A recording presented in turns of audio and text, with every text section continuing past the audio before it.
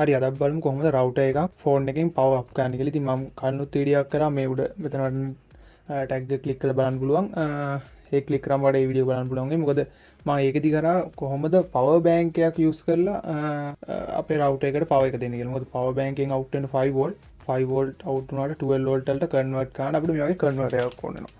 සාමාන්‍ය මේ වගේ කන්වර්ටර් එකක් රුපියල් මේ දවස්වල වෙනවා රුපියල් 900,000ක් ඇද්දි ලංකාවේ වුණා සයිට් එකකින් ගෙන්න ගන්න පුළුවන්. ඉතින් මම මේ වගේ ලින්ක්ස් ටිකක් පල්ලෙහා දාලා තියෙනවා ඩිස්ක්‍රිප්ෂන් එකේ. ඒකට මේකේ ලින්ක් වලින් ගන්න පුළුවන් වෙයි මේ අයිටම් එක. ඉතින් අද මම කතා කරන්නේ ඒක නෙවෙයි. අද මම කතා කරන්නේ කොහොමද අපේ මොබයිල් ෆෝන් එක යූස් කරලා රවුටර් එක පවර් අප් කරන්න කියලා.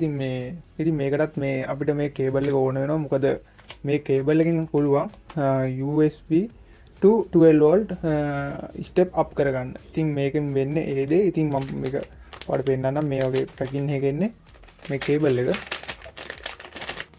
ඉතින් මෙතන ගහලා තියෙනවා DC 12 volt output කියලා. ඒ කියන්නේ මෙතනින් අපි 5 volt දුන්නම මේක out වෙන්නේ 12 volt. ඒකට ඉතින් අපිට රවුටර් එකක් සාමාන්‍ය 12 volt වලින් වැඩ ගන්න. ඉතින් 12 volt වලින් වැඩ ගන්න රවුටර් එකට මේකෙන් power එක දෙන්න පුළුවන්. ඒත් අපේ mobile phone එකට මේ USB plug කරන්න බෑ. ඉතින් අපිට ඒකට ඕන වෙනවා මේ වගේ OTG එකක්. ඉතින් ඔයගොල්ලෝ දන්නවා මේ වෙනකොට OTG කියන්නේ මොකක්ද කියලා. මේකෙන් පුළුවන් අපේ device එකට pen එකක් වගේ ඒ කියන්නේ අපේ mobile එකට pen එකක් ඒ වගේ USB වලින් වැඩ කරන ඕන දෙයක් plug කරන්න. ඉතින් ඒකට අවශ්‍ය වෙන gadget එක තමයි මේ OTG කියන්නේ. ඉතින් මේ OTG එනවා මේ type C version එක. ඒ වගේම මෙතන තියෙනවා micro USB කියන්නේ කලින් අර up version එක.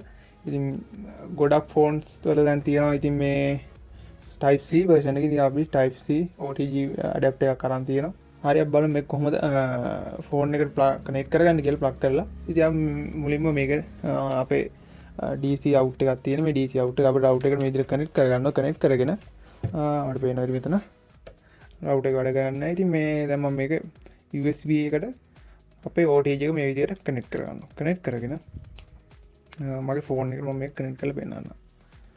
ඉතින් මම පොඩ්ඩක් බෑක් කවර් එක රිමූව් කරගන්න. මොකද නැත්නම් OTG එක ගහන්න බැරි වෙන නිසා මේ විදිහට කනෙක්ට් කරාම ඔයාලට පේනවා මේක power up වෙනවා. ඉතින් අපි බලමු මේක signal strength එක දක්වාම මේක load වෙලා වැඩ කරාවිද කියලා.